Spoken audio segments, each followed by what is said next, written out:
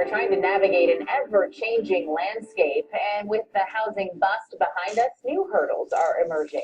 CBS 13's Tony Lopez getting answers now with a comprehensive look at the local housing trends. The sign out front may be fresh, but the plan in the back of Ed Boyce's mind, well, that's been stewing for a while. My hope is to sell this for enough money to buy the place in Oregon. Yep, Ed's retiring to the great Pacific Northwest. His Sacramento County home has been on the market for about a week now. We're asking $335 for it. And Ed wants to know what a lot of potential sellers and buyers are wondering. How's the local housing market right now, and what should I expect? The man with his finger on the pulse of recent housing trends, Ryan Lundquist with Sacramento's Lundquist Appraisal Company, gives us a scoop. The interesting thing about today's market is that it's no longer driven by distressed properties. In fact, look at these numbers. REOs, real estate-owned homes that have gone through the foreclosure process, made up just 5.3% of all sales in the second quarter of this year. Again, we're talking Sac County.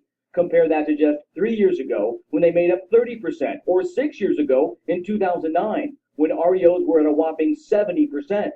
Now, short sales, when a distressed homeowner and the lender agree to sell the home at a loss rather than defaulting on that loan, those are down to just 5% of all home sales in Sacramento County.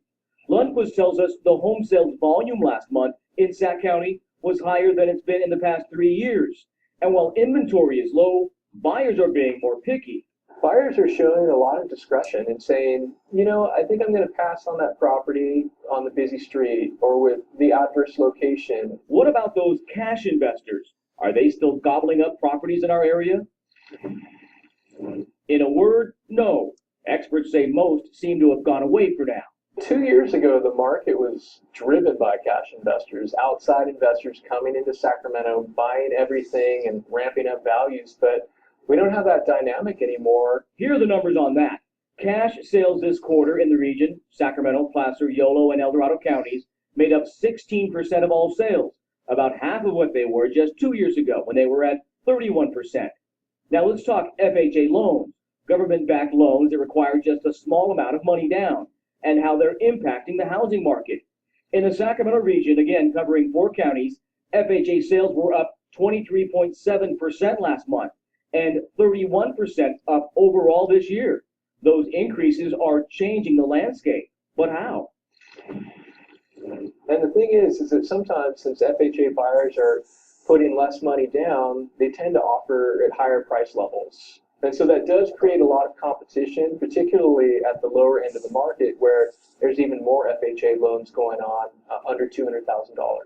But whether it's $200,000, $500,000, or in the $300,000 range like Ed's home of 25 years, bottom line, it's an interesting time to be in the game.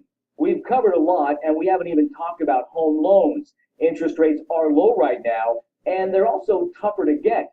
Gone are the days of if you have a pulse, you can qualify for a home loan. Now, what will the pulse be for the future of the local housing market? We'll continue to get answers for you and let you know.